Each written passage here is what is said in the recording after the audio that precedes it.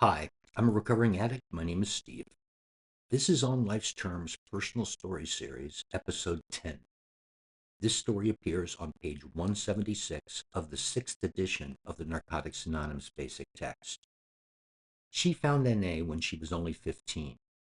From her very first meeting, she knew NA was where she needed to be. Now, more than 20 years later, she's gone from a hostile, wasted teenager to a grateful member of the program. Young addict, young NA fellowship, grow up together. Any addict can find recovery in NA.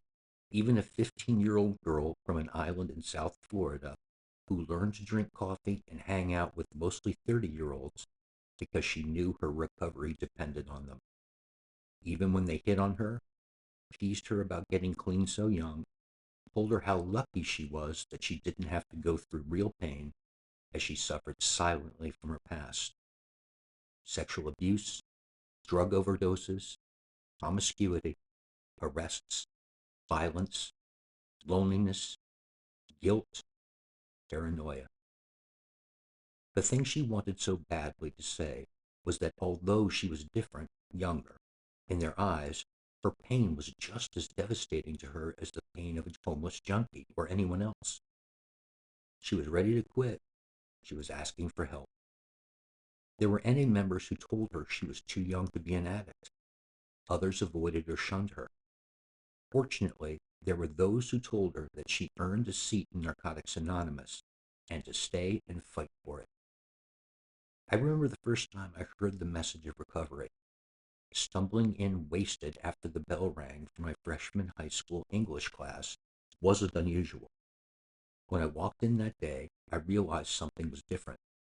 The class was quiet and some woman was talking to the teacher. I made my way to the back corner. Other students, trying to avoid my frequent hostility, moved out of my way. I was just wiping the sweat off my sunglasses when the teacher introduced us to the lady. She said the visitor was a former drug addict and was going to tell us about her drug problem. Everyone near me started cutting up after I asked her if she brought us any of the drugs she had left over. As she started talking about her childhood, I wadded up paper in my mouth and shot it toward her with a straw. Someone threw a crumpled up homework assignment at her as she talked of her arrests and drug overdoses. I laughed and encouraged everyone to be as disrespectful and obnoxious as possible. The whole time we taunted her, her voice remained calm and steady. Despite my lack of apparent interest, I heard every word she said, every word. I had already wanted to, tried to, and promised to stop using drugs, but I always failed. Incredibly, I come from a wonderful family with loving parents and two older brothers who I admire. My closeness to them was being destroyed, and I felt totally unable to do anything about it. Later that day, two of my clean friends, who had tried many times to help me clean up by lying for me, carrying me into class or home, begging me to quit, stealing my drugs, and threatening to snitch, approached me. They asked me to skip my next class to meet someone. When we got there, it was her, the lady who both fascinated and terrified me. Before I left, she told me she would like to take me to a Narcotics Anonymous meeting.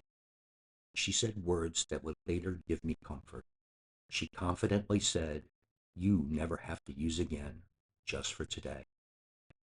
At the end of that first meeting, I found myself in front of the room with a plain white poker chip in my hand. I later found out that the white poker chip was a symbol of my surrender and a reminder I was gambling with my life if I threw it away. Strange as it seems, at that age, knowing nothing about NA, I felt I had found something that would change my life forever. For some reason, I knew that I was okay, that I had found help. That is how my recovery journey began, leading me to places I never could have imagined.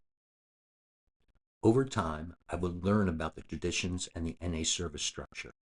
There at the beginning, I had no idea that one day I would enjoy being of service by making phone calls, greeting newcomers, handing out literature, setting up tables and chairs, making coffee, taking out the trash, and cleaning the floor of the meeting facility.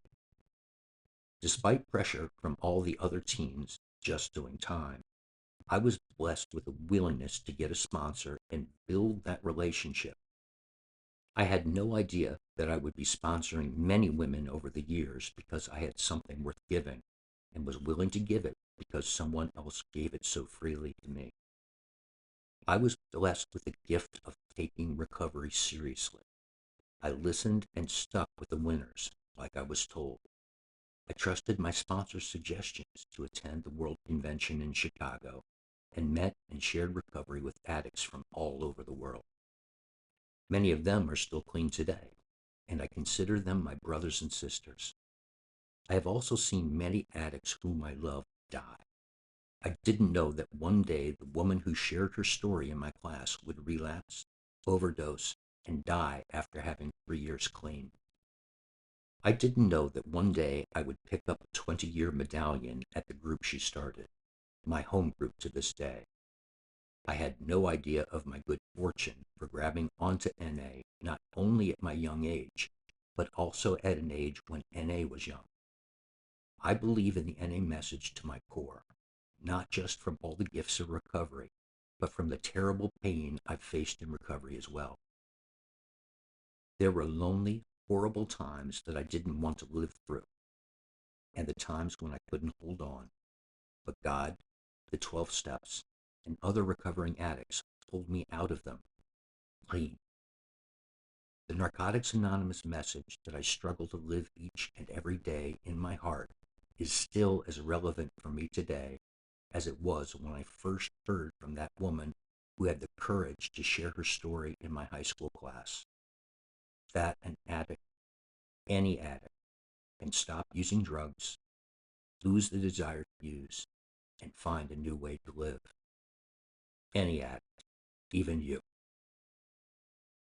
This has been On Life's Terms. A link to a PDF version of the basic text is included in the description of this video. A full audio version of the basic text is available for free at na.org. You can also find a meeting in your area or online meetings at that address. I'm a recovering addict named Steve. I believe that every recovering addict has a valuable story to tell, and that story will touch someone seeking our help. If you would like to share yours or know someone whose story we should hear, please contact me at onlifestermsvid@gmail.com. Again, that is onlifestermsvid@gmail.com. Please help me to carry the message to the addict who still suffers by liking or commenting on this video and subscribing to this channel. Even more importantly, please share this video with other addicts that we may reach as many as possible. Thanks again for listening, carrying the message, and keeping the promise alive.